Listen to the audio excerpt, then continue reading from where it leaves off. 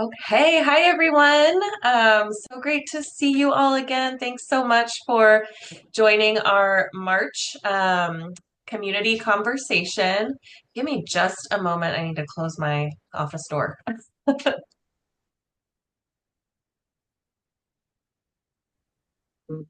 Okay, now we can get started. Yes, thank you everyone for being at our March community conversation today. A reminder before we get started, we do have Alex on from Translations for All. He is our Spanish interpreter. So you will need to select your language, whether you would like to hear the meeting in English or Spanish. Um, so here is that reminder, and on your Zoom toolbar, there should be a interpretation button. You may need to select more and then select interpretation to then choose your language, either English or Spanish. It might look a little bit different if you're on an iPad or your phone, but it's typically in your settings and might be under more. So just a reminder to please do that. Um, and again, thank you all for joining. We are recording today's meeting just for note-taking purposes and sharing with any other patients and family caregivers and community members who aren't able to join the discussion today. Um, Today's topic is one that we have been talking a lot about. Our organization, PFCC Partners, we also host a national network of patients and family caregivers. And back in December, we had a conversation about artificial intelligence and how that's used in healthcare and just the community's thoughts about how it's used, and just interested in learning more about what you all know about artificial intelligence and how it's used, and maybe how you even use it kind of in your day to day. So we will have that conversation, provide a little bit of information as well too about how we're using it. Um, I just turned on live transcript, so that is available for anyone who needs it. And then, yep, just another reminder to please select your preferred language. Um, and one more reminder to select that language. I see folks have already found the chat box, so thank you all for chatting in. And please use the chat throughout our discussion today. But we, have a small enough group that we can also come off mute and just have a very robust discussion. If you would like to come off mute when someone else is speaking, there is the raise hand button, which you can find under the reactions button on your Zoom toolbar. So you can click reactions and then raise hand. I think I already saw a heart emoji too, so you can show emojis or thumbs up. There you go, Wafa. That is great. Awesome. I think we're all well accustomed to Zoom now, but always a good reminder for all of us. I was struggling to get all set up today. So thank you for your patience in being with us. Okay, so here is our agenda. So we'll go through our regular introductions, have a discussion about artificial intelligence in healthcare. I'm going to reintroduce a few open engagement opportunities that I've shared before. Just a reminder that those are still open for you to jump into. So we'll go through those. And then we also have scheduled a new conversation, which is a follow-up to our discussion about managing healthcare access or challenges to healthcare access in light of our current climate and immigration enforcement. So I'll provide some more information about that session that's coming up. Okay, and with that, I believe I saw Miguel Renteria on. So Mike, if you just want to help level set us and why we're all here together. Thank you, Lindsay. Good morning, everyone. Thank you again. Good morning, everyone. Welcome to our Patient Family Partnership Hub community conversation. Thank you so much for taking time from your day and joining us here today. Please know that we appreciate and value your time tremendously, and that you are helping shape the healthcare services for all of our LA County community. Welcome, everyone, and bienvenidos a todos. In a minute, we'll do introductions. In addition to our PFCC partners joining us today is Alex, who will be helping us today by simultaneously translating our conversation in Spanish, and vice versa, will be helping our Spanish-speaking patient family advisors join in our conversation. My name is Miguel Renteria. I go by Mike, and I'm the Director of Patient Experience of LA Health Services. My work evolves on patient experience and supporting our culture of patient-family engagement across our health system. What you see here is an overview of our vision, mission, and goals.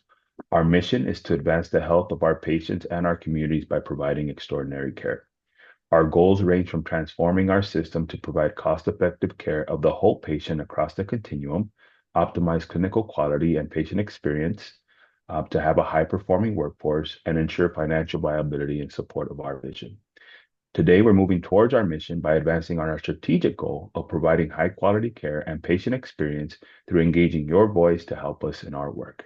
Your voice, your views, and your insights are incredibly important to our work, so thank you again for taking time off your day and joining us here this morning. I think with this, I will pass it back over to Lindsay. Thank you. Awesome. Thanks, Mike. And while I still have you to kick off introductions, I have our check-in question here. I'm curious, since we are approaching the start of spring, finally, what your favorite season is. Oh, thank you, Lindsay. I will go ahead and kick it off. I think my favorite season is summer. I love summer. Not so much the heat, but all the outdoor activities that come around with it. So love summer. I'm right there with you. Summer is my favorite season. Some people think I'm crazy because even on the hottest days, I'm the happiest. But if the sun's out, I'm happy. So I'm right there with you. All right, so I'm just going to go down our list here and just welcome you to introduce yourself, where you're calling in from, and share your favorite season, because I believe spring is in just a few days. So we'll go ahead and start with my colleague, Brittany Jackson. Great. Thanks, Lindsay. Hi, everyone. So glad to be here with you all. Brittany Jackson, as Lindsay said, I am Lindsay's teammate. I am here in Colorado, and my favorite season is definitely winter. I love the cold, love the snow, and a good gray day is genuinely my favorite type of day. So completely opposite from Lindsay. Completely opposite. But yes, that is me. Good to see everybody. Thanks, Brittany. And winter in Colorado, too. I mean, it doesn't get much more wintry than that. Yeah. Thanks, Brittany. All right, Barb. Hi, I'm Barb, and I'm calling in from Torrance. Um, my favorite season is probably all of them, except for I really don't care for rain. Although rain when I'm asleep or don't have to go anywhere, I'm cool with that. Yeah. But I love the cold. I love the heat to a certain extent, but I just like living. Yeah. I love that, Barb. Thank you. I'm with you. I don't like the rain, and it gets really windy up here too. So when the wind is mixed with the rain, it's just not my favorite. But thanks for sharing. Love that. Carlos. Hi, good morning, everybody. My name is Carlos Benavides. I myself really enjoy winter. I chair the Patient Advisory Council at Rancho, Patient Family Advisory Council there, and I chair the LA County Commission on Disabilities. I'm glad to be here. Wonderful. Thank you for joining us, Carlos. Appreciate that. Cindy. Hi, good morning, everyone. I'm Cindy Lucantu. I'm from the Patient Experience team at LA County. I'm going to go hang out with Brittany and Carlos. My favorite season is definitely winter. Gloomy days make me happy. So thank you. Hey, as long as it makes you happy, that works. Yes, I will be smiling. Awesome. Thank you. Thanks, Cindy. Hatsuki. Hello there. Hi, my name is Hatsuki Murata. I am a patient at the Olive View in Selma.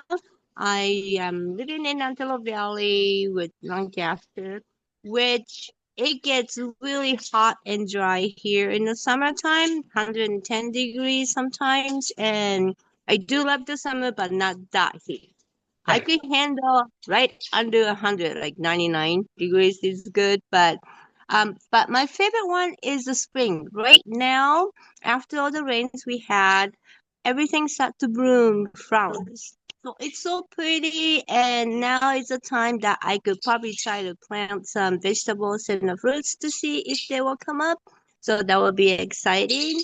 But unfortunately, the spring here usually only lasts for about 10 days to two Right. weeks. Right. That's it. I'm like, oh, I wish I had like 3 months of this. Yeah. Good. That's all you get. I know. That is challenging, but you're right. It is a really beautiful time when everything blooms. I like that too. It's probably my second favorite. Thank you, Atsuki. Maria. Hola, sí, buenos días. Mi nombre es Good María del morning. My Jesús name y is estoy acá Maria en del el Valle de Jesus. San Fernando, I'm también en here el on the Olive. San Y Fernando Valley from definitivamente Olive para View. mí, And el verano, absolutely for el me, verano me summer encanta porque is es the cuando está best. uno más I cerca de la love it. comunidad. Is because you Es are cuando, por closer ejemplo, to the hacemos community. eventos, Is toda la when we familia llena do los all the eventos. Entonces yo creo que events and all definitivamente the para mí es el families that verano. participate. For me, absolutely summer is the best time. That's wonderful. I'm right there with you, Maria. All the pool parties and cookouts. Yeah, when it's exciting to come together outside. I like that. Thanks, Maria. And then I was going to go to Kiana, but I see you put in the chat, Kiana, that you love fall because the weather is so nice, and love being able to bundle up and do fall activities. Thank you for sharing that in the chat. I do like those fall activities, and when the leaves change, that's always a special time too. Thanks, Kiana. And Wafa. Yes, okay, good morning. Of Al-Ganji from LA Torrance. Actually, I like the spring and any transition of weather. I enjoy the mixture, like the salad. Little bit of winter, little bit of greeny and sunshine. So I like that. Right. That's nice. Yeah, the kind of mix of all the seasons, and the changes between them. Yeah. Thanks, Wafa. Thank you so much. All right. And I think finally, Daniel, thanks for joining us today.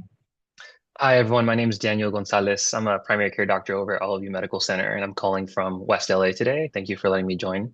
My favorite season, I'll have to agree with the spring folks, especially what Hatsuki said. I think I believe in balance and yin and yang for those who believe in that. And I think there's nothing like the cold of winter to make you appreciate the warmth of the sun that starts to come back out during the spring, just before it gets too hot in the summer and we start to welcome the cool air again. And so I'm very much appreciative of the sun and the warmth right now. Mm-hmm. I agree with that. That's a really good perspective. Thanks, Daniel. Appreciate you being here today. Yes, Maria, I see your hand up.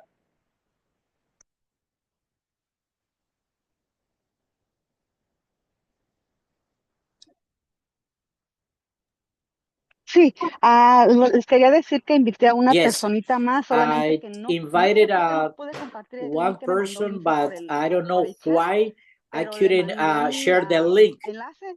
No sé But si se puede presentar I también ella. send Gracias. the link that you sent me. Can she introduce herself as well? Yeah, absolutely. I do see there's two Maria, so maybe it's the other Maria.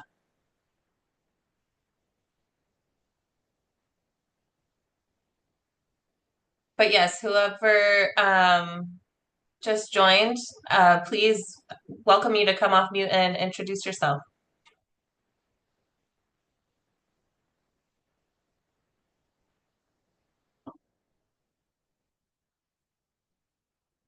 Thank you. I see you put your introduction in the chat. Alex, do you mind translating the latest chat for us? Yes, give me 1 second. Yes, my name is Kenya. It's a pleasure to be here. Thank you. Wonderful. Thank you for joining us, Kenya. And just a reminder too, maybe you already did select your language for today's session, but I'm going to put this reminder again in the chat just to go to interpretation and select your language to participate in today's discussion. Thank you for being with us. Thank you, everyone, for those introductions. Great to be with you all again today. So, as we had mentioned, our conversation today is around artificial intelligence, or I will be referring to it as AI. So, to kick us off, I would like to do what we call a chat waterfall. So, in the chat, if you can, would like you to type in, but don't send, what comes to mind when you hear the term AI. So I'll give everyone a minute to type it in, but you're not going to send it. And I'm going to do a countdown and we're all going to send it together.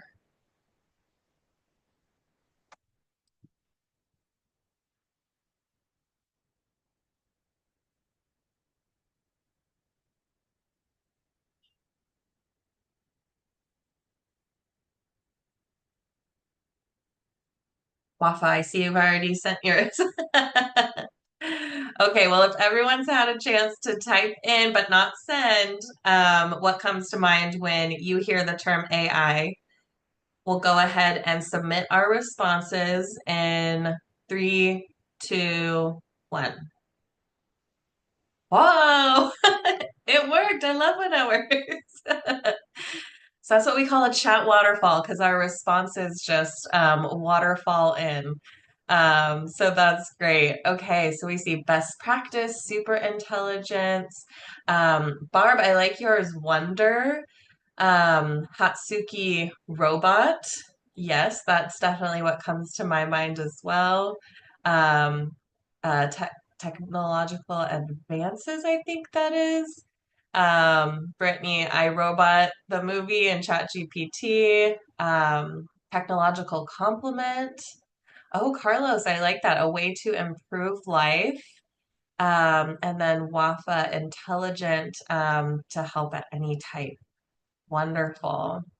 Um, assistance, yes. Okay, that's really helpful. I always, you never know how people approach artificial intelligence and, thoughts and feelings behind it.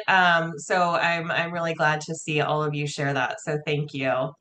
So as I mentioned at the beginning of the call, we had recently had a conversation with our national network of patients and family caregivers about artificial intelligence. And one patient family partner, her name is Brandy, she has not really so much has a passion for AI, but has been put into a position in her professional career to learn a lot more about AI. So I wanted to share just a few points of what she shared with us just to help level set the conversation. And then I'll invite Mike in as well to just kind of share, as far as how he is using artificial intelligence and Los Angeles County Department of Health Services and just conversations that have been happening around there. But so there has been a lot of recent hype and attention around artificial intelligence and the many ways which it's used. But essentially, it refers to a technology-based system that uses human-like intelligence to perform tasks. So it really describes the use of computers to do certain jobs that did once require actual human being intelligence. So some examples include recognizing speech, making decisions, translating between different languages. So you'll notice when I send out emails to the Patient Family Partnership Hub, we present everything in both English and Spanish, and typically I'll have a little note at the bottom that says this has been translated using ChatGPT, because that's what I use to translate everything. So we found that it's more accurate than other kind of translation fields. So we do that to translate, those quick emails that you get, but we also know that there's nothing like having a live interpreter like Alex with us on these sessions. But it is a big field, very big, and there are many types of AI. But the kind that we encounter most often uses information or data to do certain things. Like I said, understanding languages, creating documents, helping to improve documents, recognizing pictures, or even some of the games that you might play on your phone. Or if you use other gaming systems, a lot of that is artificial intelligence as well. AI has been around for a really long time. It actually started in the 1950s, but has been growing and developing and honestly being used every day, even in things that, we don't really think too much about. But it's grown so much because there's been significant increases in computer power, where data is stored, and then some specific algorithms that have enabled the advancement of being able to use AI in so many different places. So that's a little about what AI is, but there's also reasons to learn and be informed and stay informed about artificial intelligence. Brandy, who I had mentioned earlier, shared this wonderful quote that AI is no longer just an interesting idea, but it's being used in a real life setting. And that is from Cleveland Clinic's Chief Digital Officer, Dr. Chandra.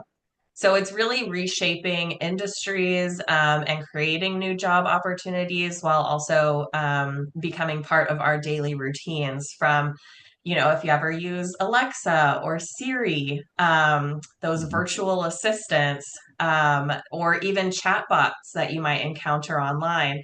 I know sometimes I'll be online, doing my online shopping and a little boop chat box will come up and it'll ask me if I need help with anything. That is AI right there. But it can help to solve problems, make simple tasks more efficient, but to really be able to benefit from artificial intelligence, we should really consider, ethical concerns, privacy concerns, and accountability issues as it continues to evolve, which that's why we're interested in having this conversation with all of you to kind of talk about, how we can ensure the ethicality of using AI.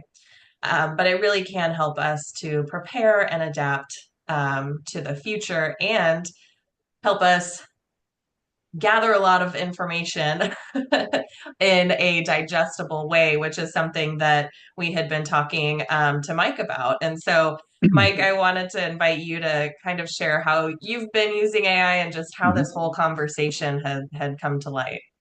Yeah, no, thank you so much, Lindsay. That was a great overview, and I've been participating in a couple of different workshops in terms of AI, and that overview you just provided just kind of made me kind of connect different dots a lot more better. So thank you so much for providing that. Yeah, so I think we're all trying to leverage AI within our patient experience program within LA Health Services.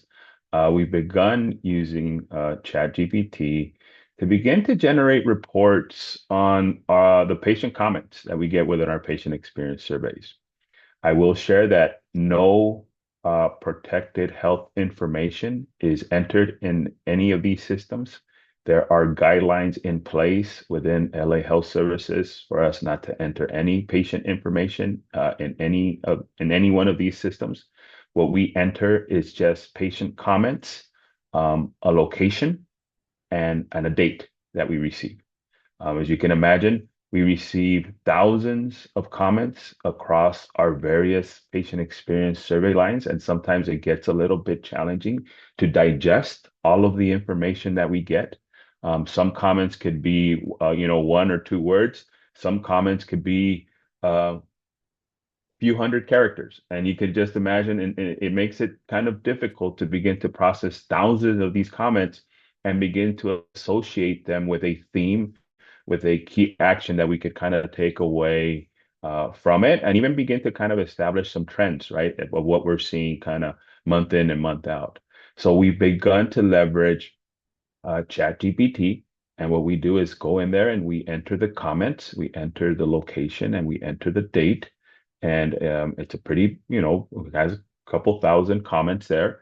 And what it does, it generates these reports for us. And the other day I was just describing it to Lindsay, and I was like, this is, and we've done these reports, so we know what they look like in the past, and they are timely. It takes us maybe a few days to just process some of this information within a collective team, and then others to review it to make sure that we're validating. So we've gone through this process on the human side, I guess you could say. So we understand what the process entails and what themes we've seen in the past.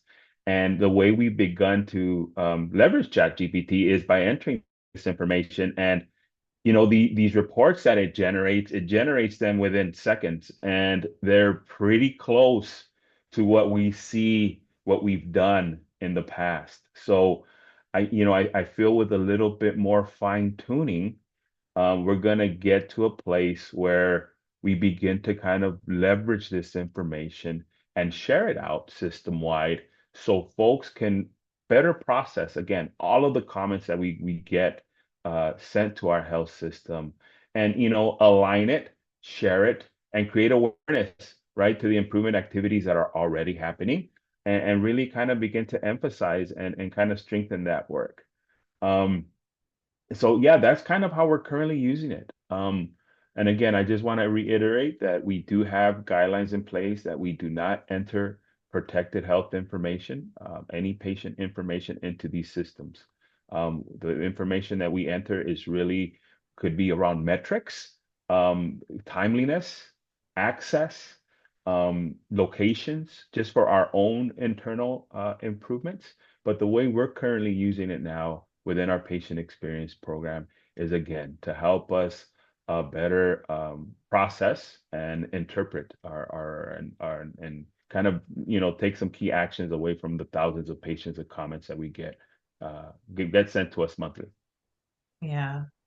Thanks for that background, Mike. And I think it's just a great way to utilize ChatGPT and AI to help digest and really get a hold on what patients are saying, and getting some themes around, okay, where do we need to focus as a system to improve the patient experience, or quality or safety. I just think and I know we talked about this and we were both like, oh my gosh, it's amazing that it can digest all of that information so quickly. And I think it really speaks to, some of what has been shared in the chat. It's a complement to what we're already doing. So, you're already looking at this data, but it's, complementing that, and providing you, some actions to take. And probably also, as Carlos said, a way to improve life, because that's a lot of comments to go through. So to be able to capture that in an understandable way to take action on, I think is very interesting. And so with that, we wanted to bring this discussion to all of you. So open it up to any questions that you might have for Mike, but also have a few questions on the screen, and would be really curious to hear if you've encountered AI specifically in your healthcare encounters, and what's that been like, and then any opportunities that you see for AI to make healthcare more person-centered. And also on the other end, if you have other thoughts about artificial intelligence, and maybe you've seen where it's been used for maybe not so good, and it does impact privacy or ethics involved in healthcare, would love to hear those thoughts as well. Yeah, Carlos, I see your hand up. Yeah, Lindsay, thank you. What I wanted to say about AI, it's made it so much better for people that are blind or low visual impaired. Okay, yeah. Okay, one of my best friends, he's blind. He's We've been testing for the last, say, 2 months. I have him guide me through the freeways. Okay, Wow. he uses Meta glasses, and with the Meta glasses, you can Ray-Ban has them. You wear them, you stand at a corner, you say, "What's in front of me?" and it'll tell you exactly what's in front of you.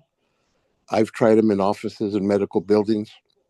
It tells me how many counselors are there, how many people are there taking books, where to go. And what I have him doing on the freeway is have him guiding me all over LA. I let him read and tell me how far ahead where I got to get off.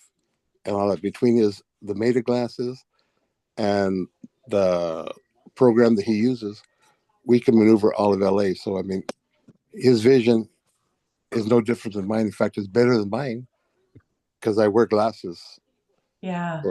So you know, That's I see it fascinating. going forward. I see it going forward very strong. Yeah, I love to hear that, and that is fascinating. I've definitely heard about the meta meta glasses, but hadn't heard them used in that way, especially for someone, who's blind or, has trouble seeing. Just I can only imagine the possibilities and like the world that it opens up for someone. That Yeah. is incredible. Wow. And also for somebody like you and myself, um, you set up the program in Meta that comes with the program, and it'll translate for you so that you hear what Oh, everybody's saying. yeah. I think that is a huge advancement. I think it's helped us in communicating with this whole community too. But to be able to do that in real time is truly remarkable. There's an app that we have been trying to work out and figure out. It's called Wordly, but essentially it's an AI interpreter, translator for Zoom. But the feedback that we've gotten, specifically when it comes around interpretation, that, there's nothing like having a live translator there, which is why we're always so grateful for Alex and his team. But, to be able to set up quick conversations and use this AI tool, we've been trying to figure out how we can use it to the best of its abilities. And we're still learning and testing and trying because it's becoming a little bit more complicated. But yeah, it's really interesting. It just opens up a whole new world for Right. us. Yeah. Thanks for sharing that, Carlos. Mm-hmm. Very cool. Any others? Any, specific, other specific encounters that you've had? Yeah, Maria?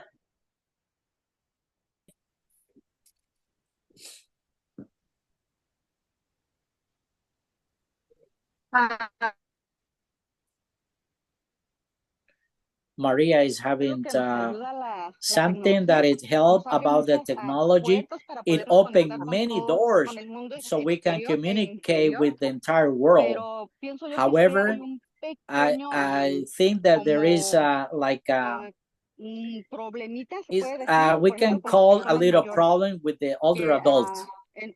Like for example, when COVID, that we couldn't go in person to see the doctor.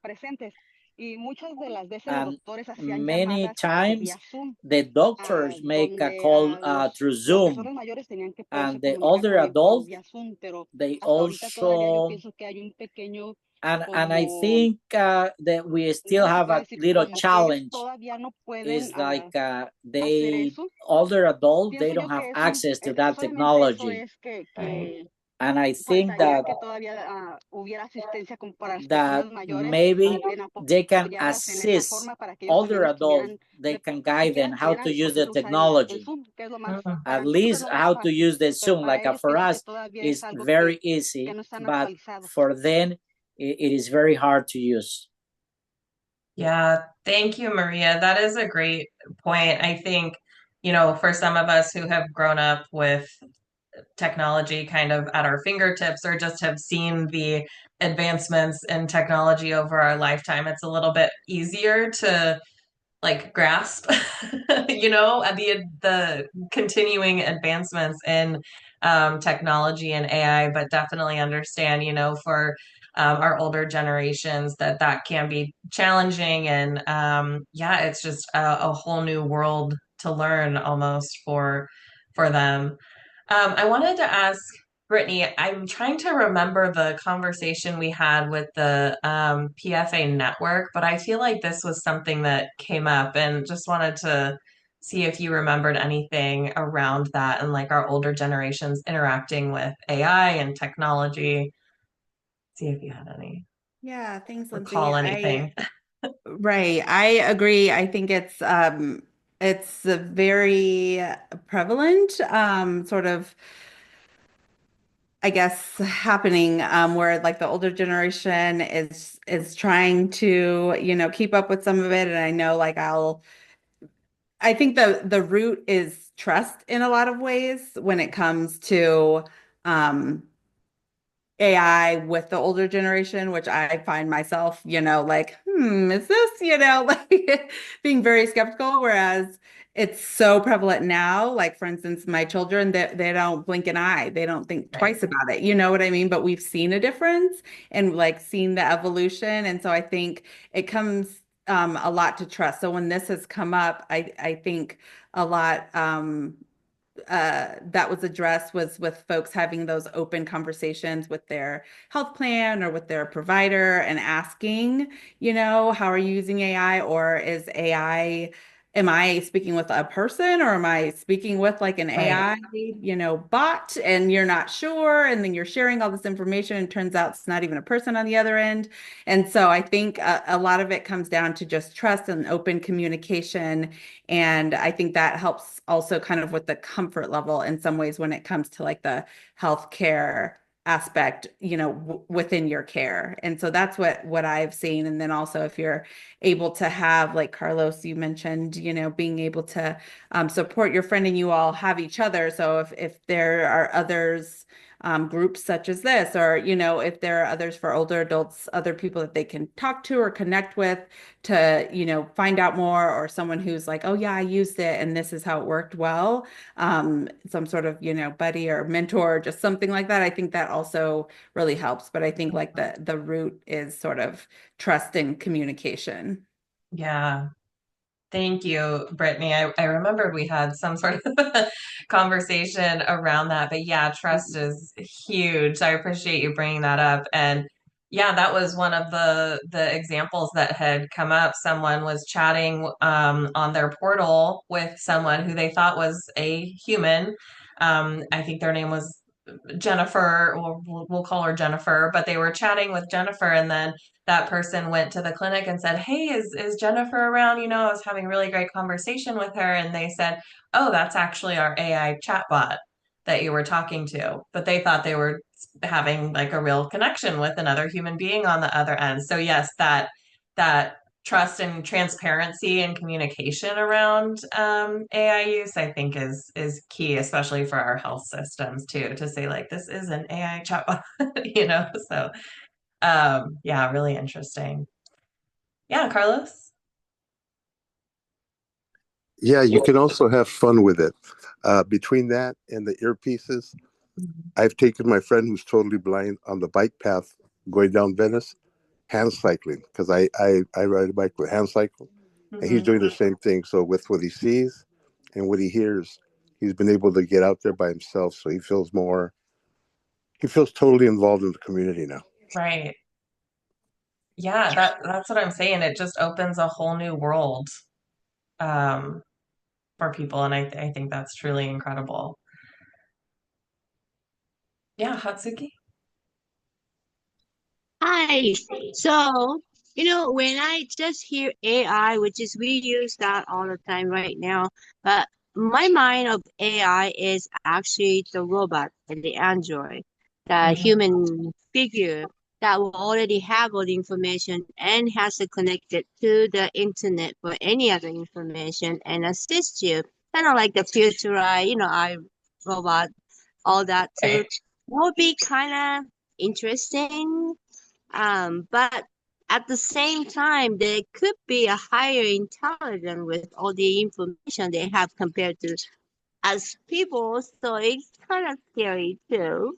But I was thinking is like, I don't know if they already have it or not, like if we could use the AI or if they have it or not to monitor like a patient's blood test or any kind of lab test, and also the medication they're taking, just to see whether certain medication, this medication may not match, or maybe this medication might be causing the blood lab result because of the side effect. If they have that, I think that will be very useful. Although I know the doctors know most of it, but they're Right. so busy. Sometimes I will go see my oncology, then I'll go see my primary doctor. They will have all the information in a computer, but sometimes, we may not see what the primary doctor have prescribed and what oncology already have prescribed might clash or, something like that, right? Mm. So on a safety point, if AI can kind of come in, trying to organize and put a little red flag to, check on this or that, I think that'll be great. I also used to love watching Star Trek. So I love the doctor, the future doctor there, that they only have like a cell phone size gadget. You scan it and they tell you what's wrong with you. Right. I'm thinking that might be coming soon in the future. So Could be. it's like really exciting, but at the same time, a little scary because they don't become like that, right? I think humans have to still program it. So, and then they have to practice, try it, whether they're making the right call. If they start to make an AI to do the surgery, I would be a little bit scared, I Yeah. think. But they might do a better job than humans. So it's hard to say which is good. Right. No, it's so interesting because it is like this back and forth. Like, yes, it's exciting because there's so much opportunity and so many things that you could do with it. But then on the other hand, it can be there's a fear factor there around like how far can this go? But I think you bring up an interesting point around like care coordination and, how can AI support, those conversations and diagnoses between specialists and, where you have all the information in one place and it tells you, how your interaction or how your medications may be interacting with one another. I think um, I think that's a really interesting kind of call out and probably something that we will see soon, very soon. But no, I appreciate that. Thanks, Hatsuki. Any more opportunities maybe that you see for AI to make healthcare more person-centered, which that's such an interesting question because AI is not people, but are human-like. So just curious, others' perspectives around opportunities for AI within healthcare.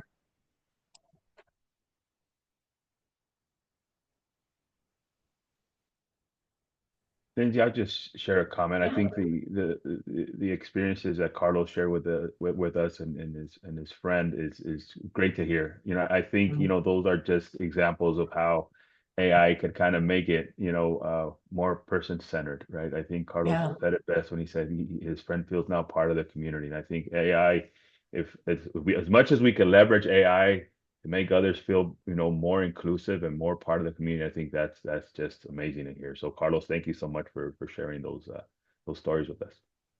Yeah. You're welcome. Also, Mike, you know what? For people that are in the hospital permanently, getting them, they can travel. They can actually travel with the AI. Oh my gosh, yeah. You're absolutely right. Are you speaking of using like virtual reality and things like that, Carlos?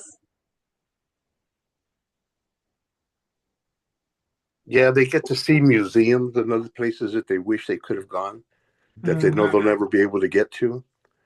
Participate in a whole bunch of different things, in through virtual reality. But a lot of that, has to do, is through AI. Yeah. Mm-hmm. Yeah. Mm-hmm. So, they don't, it helps them with their depression, it helps them, gives them a purpose to get up in the morning. Right. And cognitively too, because I know, especially for some older adults who are in the hospital for a long period of time that can cause, delirium or, just forgetfulness. So being able to like actively use your brain while you're in that situation, it seems like a huge opportunity. Oh, and Kiana said in the chat, emotional support as well, just having that, connectivity to the world. That's great. Cindy, I saw that you had your hand up. Did you have something to add? A thought just came to mind, Lindsay, that maybe we could use AI to help collect the experiences that patients have within our system at a faster rate, as opposed to having to send out surveys and do that. If an incident comes up, I'm not sure. I'm just throwing out an idea how we could leverage that to collect that experience, especially if it's a negative experience or if it's a very positive experience as well. Mm-hmm. Not sure how that would come into play, how to work, but I think there's opportunity there. Yeah. They're using it to capture like those experiences more instantly, like as they're happening almost. Yeah. Exactly. Yeah. This is the fun part, is starting to now brainstorm, okay, well, how can we use AI or grow it to, improve the patient experience overall. So yeah, I'd say keep the ideas coming, even if we don't know how it'll work. Maybe just speaking it into existence, Yeah, Wafa? Yes, I wonder how the AI could help us, especially in times of emergency. Maybe when you are relaxed a little bit and you follow, it's okay. But in times of emergency, how can I use this AI to help me during those times which I don't have access to any person? Right. So, do we have any promising tools in the coming days to provide such help? Mm-hmm. No, that's a really good question. And I think if it's not already a thing, another really good idea, to be able to have that kind of, like, even as Cindy was saying, that instantaneous support when you are in an emergency and, you can't get, or you don't have the means to get to urgent care, ER, or anywhere. What sort of technology can we have in place to support that? I think that's a very interesting thought as well. Mm-hmm. Yeah, and on transportation, that makes me think of like Lyft and Uber and how they're using AI to, figure out how to get who, where, at what time, and how they know all of that. It's got to be all in their algorithm and and the artificial intelligence that they're using. Mm-hmm. Oh, great thoughts and ideas. I think it's really exciting to kind of, think about the future and what this could look like to support a person-centered healthcare system. Yeah, Barb?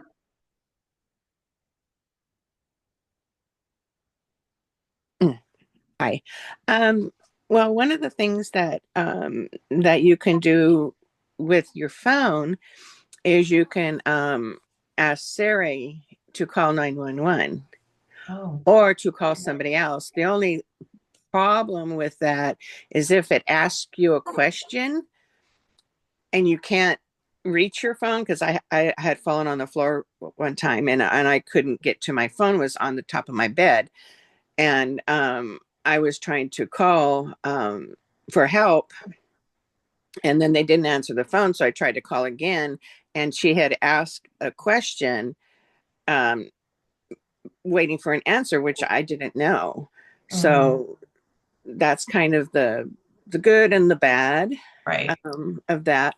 And then also AI is taking jobs from people, although it is very good for us and helping us, but it also takes jobs away, like the interpreter. If you put it within our system, when we have our meetings, And then the job of the interpreter has gone away because they used AI.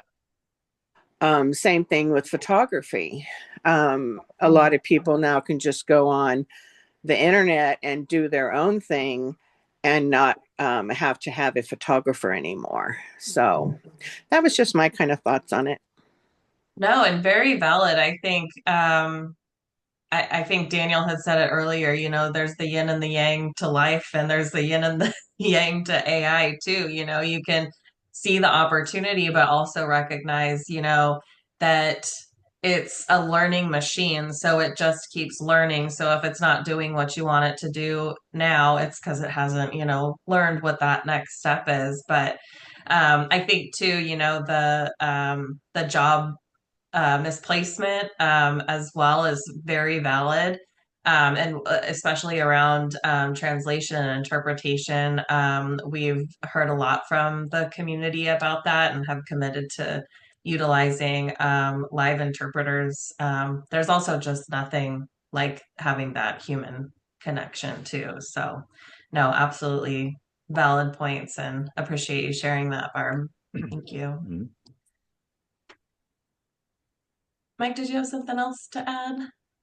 No, I was just going to say, Lindsay, thank you so much for this great conversation. I think it's the first of more Yes. that we're aiming to have down the line. I feel like as we kind of explore this space, we'll come back and share with our patient family advisory community more that we're doing. Once I learn more, I will share more, and then vice versa. What I learn here, I will share within our health system as well. So, but again, thank you, Lindsay, and thank you everyone for the conversation today. Yeah, thanks, Mike. Yeah, definitely the first of many conversations, and yeah, interested too to just learn more about how LA County may be using AI, and it's so big, so there's so many different areas and opportunities. So yeah, I think it's an exciting start to many conversations. Yeah, Carlos?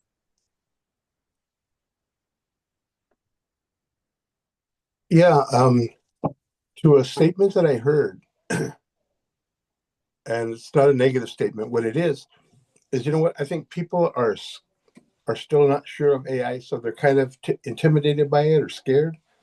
But if you learn to work with it and get the most out of it, especially photography, there's a lot of pictures that you'd love to do, and there's certain things that you can't get out, but with the AI, you can use it to pull it out. You don't use it totally, but you use it to your advantage. And I think the more people that are using it, they're stronger in their jobs and they're more irreplaceable because if for some reason or other, power goes out, AI is not going to be able to help you. You still have that knowledge on what you can do. So it's just a matter of working with it, not being scared of it. And you know what? Learning how to make it work for you. Yeah. That's a good perspective. Thank you for sharing that, Carlos. And yeah, I think like it was mentioned before, you know, using it to complement the things that you're already doing or enhance the things that you're already doing. But yeah, that's why I wanted to start the conversation with why we should learn about it because it's not going away. So we may as well, you know, learn what we can and learn how to personally utilize it in a way that works best for all of us, and then through opportunities like this and our connection with LA County, you know, support how healthcare will use or is using AI too. So I think that's a good perspective to kind of end our conversation with, and encourage all of you to keep learning and keep sharing what you're learning with us, and we will do the same thing. If anyone's interested in hearing more conversations like this, I will share the conversation that we had with our national PFA network. If you would like to listen in on that and just hear others' perspectives around this topic, we'll share that out in follow up as well. But to wrap us up, I just had just a few reminders for engagement opportunities. But thank you all again for sharing, you know, your perspectives, your thoughts, your new ideas. Such an interesting conversation, and more to come. But we do have a few open engagement opportunities. I know a few of you have already signed up for these, and we will just continue to promote them and reach out to you to get these opportunities scheduled. So the first is specifically for all of you UCLA Medical Center patients. We'll be hosting a LGBTQ plus patient panel, really looking to highlight the experiences and challenges faced by LGBTQ plus individuals within the healthcare system. This isn't currently scheduled. We will work with you and your schedule to schedule a time for the patient panel. It will be in person at the All of You UCLA Medical Center auditorium, and a stipend will be provided. I will send out this in follow-up as well, but I'll leave it up for just a second if you want to use your smartphone, speaking of AI, and scan the QR code to find the interest form. And then the other one, which we have mentioned before, we're looking to highlight stories focused on patient-led care. So really looking to highlight patient stories about how connections with nursing staff impacted your care, specifically around how your culture or your family and that connection with your nursing staff impacted your care and your outcomes from a specific experience. So if you are interested, you can email Brittany, who's managing this engagement opportunity. We also have an interest form for this as well, which I will include in follow-up. So lots of good opportunities to jump into and share your stories, your perspectives, all in an effort to continue to improve how care is delivered all throughout LA County Department of Health Services. And finally, we have scheduled a follow-up conversation to our previous discussion about healthcare access in light of our current immigration enforcement activities. So this is a follow-up healthcare access chat just scheduled for 45 minutes on Monday, March 24th at 4 p.m.